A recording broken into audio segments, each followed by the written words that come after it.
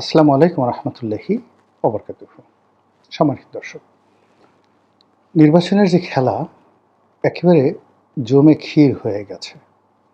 অসাধারণভাবে শুরু হয়েছে নানা রকম খেলাধুলা, পর্দার আড়ালে এবং পর্দার সামনে, দিনের আলোতে এবং রাতের আলোতে। খেলা শুরু হচ্ছে দেশের প্রত্যন্ত অঞ্চলে, যেখানে প্রার্থীরা নির্বাচনের জন্য ঘোরাফেরা করছে।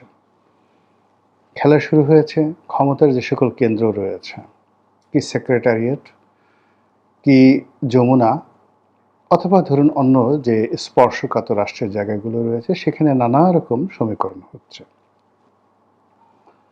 খেলা হচ্ছে রাজনৈতিক দলগুলোর মধ্যে জোট করা না করা নিয়ে। খেলা হচ্ছে দেশের বাইরে, দিল্লিতে, রাওয়ালপিন্ডি তো এখন আর নেই, ইসলামাবাদে। খেলা হচ্ছে বেইজিংয়ে, লন্ডনে, নিউ ইয়র্কে, ওয়াশিংটনে, সৌদি আরবের রাজধানী রিয়াদে এবং কাতারের রাজধানী দোহাতে। আপাতত এখানেই শেষ করি। খেলা হচ্ছে ব্যাংকপাড়াতে, খেলা হচ্ছে আন্ডারওয়ার্ল্ডে, যারা গুন্ডা বদমাইশ থেকে শুরু করে চোরা কারবারি, তাদের মধ্যে খেলাধুলা হচ্ছে। তো এ সকল খেলাধুলার মধ্যে নির্বাচনের যে তফসিল, এটি ঘোষণা হয়ে গেছে। খুবই সহজ সরল এবং চমৎকার একটি নির্বাচনের রোডম্যাপ প্রধান নির্বাচন কমিশনার ঘোষণা করেছেন। ডিসেম্বর মাসের 29 তারিখের মধ্যে মনোনয়নপত্র দাখিল করতে হবে। তারপর সেই মনোনয়ন যাচাই বাছাই শেষ করে ফেব্রুয়ারি মাসে যেভাবে প্রথমার্ধে, মানে 15 তারিখের আগে নির্বাচনের কথা প্রধান উপদেষ্টা বলেছিলেন, ঠিক সেইভাবেই একটি তফসিল ঘোষণা করা হয়েছে। যারা সরকারের পক্ষের লোক, তারা নানা রকম মুখ ঝুলিয়ে ঝুলিয়ে বলার চেষ্টা করছেন যে এতদিন যারা নির্বাচন সম্পর্কে নানা নেতিবাচক কথা বলতেন, যারা বলতেন ডক্টর মোহাম্মদ ইউনূস নির্বাচন দেবেন না, তিনি আজীবন ক্ষমতায় থাকবেন, এখন তাদের কি হবে, এখন তারা কি বলবেন, এইরকম পক্ষের যারা লোকজন তারা বলার চেষ্টা করছেন। আর ডক্টর মোহাম্মদ ইউনূসের অধীন কোনো নির্বাচন হওয়া সম্ভব নয়। যদি তিনি একটা নির্বাচন করেন, সেই নির্বাচনটি হবে পৃথিবীর সেরা নয়, সবচেয়ে নিকৃষ্ট নির্বাচন। তৃতীয়ত, সেই নির্বাচনের মাধ্যমে যা কিছু সৃষ্টি হবে, এটির ফলাফল সেই যে প্রেসিডেন্ট সাত্তার যে নির্বাচিত হয়েছিলেন, ওইরকম একটি ফলাফলের কাছাকাছিও নয়, তার চেয়ে অনেক অনেক নিকৃষ্ট ফলাফল হবে। এটা এক ধরনের লোকজন বলার চেষ্টা করছেন অনেক আগের থেকে। দ্বিতীয় গ্রুপ যেটি বলার চেষ্টা করছেন যে এই নির্বাচনে একটা ম্যাজিক্যাল ঘটনা ঘটবে। দক্ষিণপন্থী যে রাজনৈতিক দলগুলো রয়েছে, তারা এই নির্বাচনে ভূমিধস বিজয় লাভ করবে। ঠিক রাজশাহী ইউনিভার্সিটি, জাহাঙ্গীরনগর ইউনিভার্সিটি, ঢাকা বিশ্ববিদ্যালয়ের যে ছাত্র সংসদ নির্বাচনে দক্ষিণপন্থী গ্রুপগুলো জামায়াত শিবির যেভাবে সফলতা লাভ করেছে, ঠিক এইভাবেই তারা সফল হবেন। আবার আরেক পক্ষ বলার চেষ্টা করছেন যে সরকারের যে দুর্বলতা রয়েছে এই মুহূর্তে, সেই দুর্বলতার প্রেক্ষিতে আইন শৃঙ্খলা রক্ষা করা, মানুষের মনে বিশ্বাস প্রশ্বাস ইত্যাদি সৃষ্টি করা এবং মানুষকে ভোটের মাঠে ভয়হীন করার জন্য রাষ্ট্রের যে শক্তিমত্তা দরকার, সেটি নেই। ফলে একেবারে দলীয় পান্ডা যারা, প্রার্থীদের পক্ষে যারা জীবন বাজি রেখে কাজ করতে আগ্রহী, অথবা যারা ভাড়ায় খাটবেন টাকা পয়সার বিনিময়, এই দুটো গ্রুপ নির্বাচনের মাঠে মিছিলে মিটিংয়ে সক্রিয় থাকবে। কিন্তু যেহেতু জননিরাপত্তা এখানে কাঙ্ক্ষিত পর্যায়ে পৌঁছেনি, কাজেই জনগণ এখানে স্বতঃস্ফূর্তভাবে নির্বাচনের মাঠে উপস্থিত হবে, ভোট প্রদান করবে। এটা বলতে গেলে অসম্ভব। 5% to 6% লোক ভোট কেন্দ্রে আসতে পারে, এইভাবে অনেকে ক্যালকুলেশন করার চেষ্টা করছেন। যারা এই ক্যালকুলেশনের বাইরে, তাদের বক্তব্য হলো যে এখানে মানে সকল মানুষ আওয়ামী লীগের প্রতি রাগ হয়ে আছে, সকল মানুষ ভোট দেওয়ার জন্য উন্মুখ হয়ে আছে। তারপর বিশেষ করে যে এই মুহূর্তে প্রায় 50% তরুণ সম্প্রদায় আছে যাদের বয়স 50-এর নিচে, এবং যাদের একটা বিরাট অংশ অলমোস্ট 40% যারা জীবনে ভোটই দেয়নি, তারা এই বছর হুমড়ি খেয়ে পড়বে ভোটের ময়দানে ভোট দেওয়ার জন্য। ফলে 70%, 80% ছাড়িয়ে যদি ভোটাররা 90% ভোটাররা ভোট কেন্দ্রে গিয়ে ভোট দেন, এটা অস্বাভাবিক কিছু না। এরকম চিন্তাভাবনা করার লোকেরও কিন্তু অভাব নেই, এবং বিশেষ করে সরকারের যারা কর্তা ব্যক্তি তারা। এই বছর যারা জামাতের পক্ষে কাজ করছেন তারা মনে করছেন যে তাদের যে মহিলা সংগঠন রয়েছে সেই সংগঠন দিয়ে তারা একটা ভূমিধস বিজয় নিশ্চিত করবেন এবং বাংলাদেশে একটা নতুন ইতিহাস তারা তৈরি করবেন। এই গেল মানে ভোটের মাঠের একটা স্বাভাবিক হিসাবপত্র। আমি সব পক্ষের কথা বললাম, আপনি কোন পক্ষের কথা গ্রহণ করবেন সেটা আপনার ব্যক্তিগত বিষয়। এখন আমি আশ্চর্য যে ঘটনাগুলো ঘটছে গত কয়েকদিনে, যেমন ধরুন একটা নিয়ম হয়েছে যে যেদিন তফসিল ঘোষণা করা হবে সেদিন থেকে আর কেউ ভোটার হতে পারবে না। বোঝার চেষ্টা করুন। তো সেই অর্থে জনাব তারেক রহমান সাহেব এই তফসিল ঘোষণা করা হয়েছে, তিনি ভোটার হতে পারবেন না।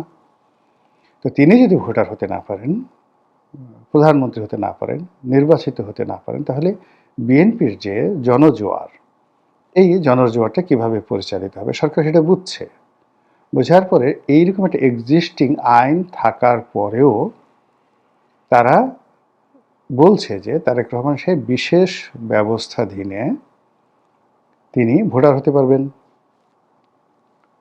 লন্ডনে থেকে নির্বাচন করতে পারবেন। মানে বিএনপিকে একটা ফাঁদে ফেলানোর চেষ্টা। বোঝার চেষ্টা করুন, এখন যদি এই কাজটি তারেক রহমান সাহেব করেন, আগামীতে যদি তার প্রার্থিতা নিয়ে, তারপর তার নির্বাচনে জয়লাভ নিয়ে, তার ভোটার হওয়া নিয়ে যে কেউ রিট করে, সঙ্গে সঙ্গে সেই রিটটি গৃহীত হবে এবং পুরো প্রক্রিয়াটি প্রশ্নবিদ্ধ হয়ে যাবে। 2 নম্বর হলো যে এই কাজ যারা করবেন, ইলেকশন কমিশনের যে সমস্ত কাজ করবেন, তাদের পরিণতি গণেশ উল্টে গেলে ঠিক সেরকম হবে যেভাবে সাবেক নির্বাচন কমিশনারদের হয়েছে, কোনো সন্দেহ নেই। তো এক্ষেত্রে বিএনপি কি করতে পারে? বিএনপি সেটি হলো ওই যে আইনটি, সেই আইনটি তারা মানে রদ করার জন্য সরকারকে চাপ প্রয়োগ করতে পারে যে ভোটের একদিন আগেও বা 24 ঘন্টা আগেও যে কেউ ভোটার হতে পারবেন। আর নির্বাচনের তফসিল ঘোষণার পরে মানে যেদিন মনোনয়নপত্র জমা দেওয়ার শেষ দিন, তার আগের দিন পর্যন্ত যে কোনো প্রার্থী ভোটার হয়ে অংশগ্রহণ করতে পারবেন। এরকম বিধিবদ্ধ আইন না করে আগের যে আইন সেটার উপর একটা ধামাচাপা দিয়ে বিএনপিকে একটা ফাঁদের মধ্যে ফেলে দিলে বিএনপি নির্ঘাত নির্বংশ হয়ে যাবে। তো বোঝার চেষ্টা করুন যে কি ফাঁদটা বিএনপির জন্য পাতা হয়েছে। এই গেল এক। 2 নম্বর হলো যে শেখ হাসিনার কথায় কিছু যাকে বলা হয় নতুনত্ব লক্ষ্য করছেন। তিনি তার স্বাভাবিক যে কথাবার্তা তার বাইরে গিয়ে তিনি সেই যাকে বলা হয় বেগম জিয়ার যে অসুস্থতা, এটা নিয়ে তিনি দুঃখ প্রকাশ করেছেন, সহানুভূতি জানিয়েছেন এবং তার মঙ্গল কামনা করেছেন। রাখেন এখন এটা এখানে।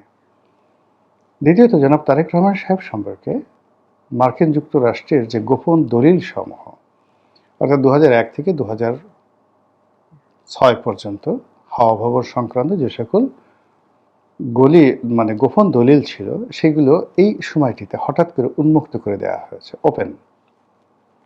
এটা আমি একটা নেটে একটা জিনিস পেলাম, এটা আমেরিকান সরকারের পক্ষ থেকে এটা করে দেওয়া হয়েছে। এবং কেন এই সময়টাতে আমেরিকা সেই জিনিসটি করে দিল, এটা হলো 2 নম্বর। 3 নম্বর হলো যে জনাব তারেক রহমান সাহেব ব্যক্তিগতভাবে অনেক দিন তিনি মানে যাকে বলা হয় জামাতের ব্যাপারে উদাসীন ছিলেন, অনেকদিন প্রেমমুগ্ধ ছিলেন এবং অনেকদিন রেজিস্ট ছিলেন। জামাতের ব্যাপারে নেতিবাচক কোনো কথা বলে তার দরবার থেকে কেউ ফিরতে পারত না। অল অন এ সাডেন তিনি ইউটার্ন করেছেন এবং তিনি এবং তার দলের যে সকল নেতাকর্মী জামাতের বিরুদ্ধে বলছেন, এটা বিএনপি রাজনীতির সঙ্গে 180 ডিগ্রি অ্যাঙ্গেলে সাংঘর্ষিক। 2 নম্বর হলো যে দলের মধ্যে যে সকল লোক জামাত বিরোধী এখন তারা দলের কাছে খুবই গুরুত্বপূর্ণ হয়ে উঠেছেন, বিশেষত মুক্তিযোদ্ধা ফজলুর রহমান সাহেব। আর যেখানে স্বয়ং তারেক রহমান সাহেব জামাতের বিরুদ্ধে যে কথাগুলো বলছেন, এটা খুবই কগনিজেন্সে আনতে হবে। 3 নম্বর হলো যে বিএনপি যেভাবে নির্বাচন এবং অন্যান্য বিষয় নিয়ে যাকে বলা হয় গ্রিন সিগন্যাল দিয়েছিল সরকারকে এবং সরকারের প্রশংসায় পঞ্চমুখ এবং ডক্টর মোহাম্মদ ইউনূসকে তাদের একান্ত আপনজন হিসেবে মনে করেছিল। ইদানিং বিএনপি নেতৃবৃন্দের কথাবার্তায় একটা বিরাট গ্যাপ তৈরি হয়ে গেছে। অন্যদিকে এনসিপি কিংস পার্টি, তো তারা যে সকল কথাবার্তা বলছে, তারা ইলেকশন কমিশন সম্পর্কে বা তাদের নিরপেক্ষতা নিয়ে প্রশ্ন করছেন এবং কোনো অবস্থাতেই তারা একটা জোট করার ব্যাপারে হালে পানি পাচ্ছেন না। এনসিপি এবং আরও দুটো সংগঠন, এবি পার্টি আর একটা হলো রাষ্ট্র সংস্কার আন্দোলন, এই 3টি সংগঠন একত্র হয়েছে, কিন্তু এটার কোনো রাজনৈতিক ইম্প্যাক্ট নেই। অন্যদিকে বিএনপি যে সকল ঘনিষ্ঠ বান্ধব, সেই বিপ্লবী ওয়ার্কার্স পার্টি বলেন, গণ অধিকার পরিষদ বলেন, আমজনতা পার্টি বলেন, আমজনতা পার্টির প্রধান যিনি জনাব তারেক রহমান, তার নামও তারেক রহমান, তো তার সে দল বলেন, আন্দালিব রহমান পার্থর দল, এনডিএম ববি হাজ্জাজের দল, জুনায়েদ শাকির দল, তারপরে আসম আব্দুর রব সাহেবের দল, তারপর এরকম যাদের সাথে ওই মামুনুল হকের দল, যাদের সঙ্গে তাদের যাকে বলা হয় দীর্ঘকালীন রাজনৈতিক সমঝোতা, এখানে সবাই আশা করেছিল যে অন্তত 100টি আসনে তাদেরকে ছাড় দেওয়া হবে। এখন সেই 100টি আসন কমতে কমতে 10টি আসনও রাখা যাচ্ছে না। আবার অন্যদিকে যে সকল আসনে প্রার্থী দেওয়া হবে, ধরুন যাকে বলা হয় আমার যে আসনটি ছিল, এই আসনটিতে আমি যে সমস্যাটা দেখতে পাচ্ছি, সেই সমস্যাটা হলো এখানে গণ অধিকার পরিষদের নুরুকে দেওয়ার জন্য দল অনেক আগের থেকে, একেবারে সেই আমার কাছে মনে হচ্ছে আরও 3 বছর আগের থেকে দল সিদ্ধান্ত নিয়েছেন। আমার সাথে জনাব তারেক রহমান সাহেবের কথা হয়েছে সেই 2019-20 সনে, তো তখনই তিনি নুরুর ব্যাপারে খোঁজখবর রাখছিলেন। আর আমি তখনই তাকে বলে দিয়েছিলাম যে আমি আর ইলেকশন করব না। তো 2019 সন থেকে আমি এই জিনিসটা দেখে আসছিলাম যে জনাব তারেক রহমান সাহেব নুরুল হক নুরুর ব্যাপারে ভীষণ রকম দুর্বল। অন্যদিকে ঢাকা বিশ্ববিদ্যালয় ছাত্র দলের সভাপতি ছিলেন হাসান মামুন, তিনি আসলে দীর্ঘদিন ধরে এই আসনে মনোনয়ন লাভের জন্য চেষ্টা করছেন। তো ইতিপূর্বে যেমন 2008 সনে যে নির্বাচন হলো, তখনই তিনি প্রার্থী হওয়ার চেষ্টা করছিলেন, তখন শাহজাহান খান সাহেবকে দেওয়া হয়েছিল। আর 2014 বিএনপি অংশগ্রহণ করলো না, 2018 সনে আমাকে দেওয়া হলো, আর 24 সনেও বিএনপি অংশগ্রহণ করেনি। ফলে হাসান মাহমুদ যিনি আছেন, তার জীবনে এটাই শেষ সুযোগ। এর 5 বছর পরে তিনি আর আসলে এই রাজনীতি থেকে কিছুই পাবেন না।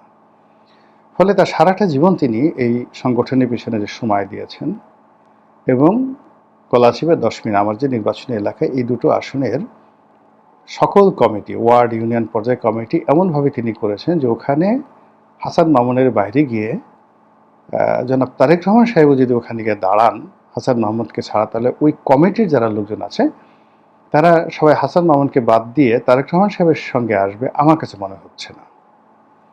এই নেতাকর্মীগুলো যারা আছে তারা হাসান মামুনের সঙ্গে একেবারে কাঁধে কাঁধ মিলিয়ে ফেলেছে।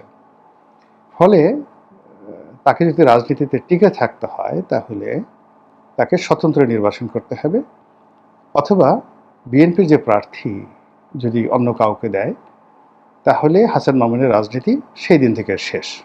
সে যদি বিরোধিতা করে পার্টি থেকে তাকে বহিষ্কার করা হবে, কমিটি বাদ দিয়ে দেওয়া হবে।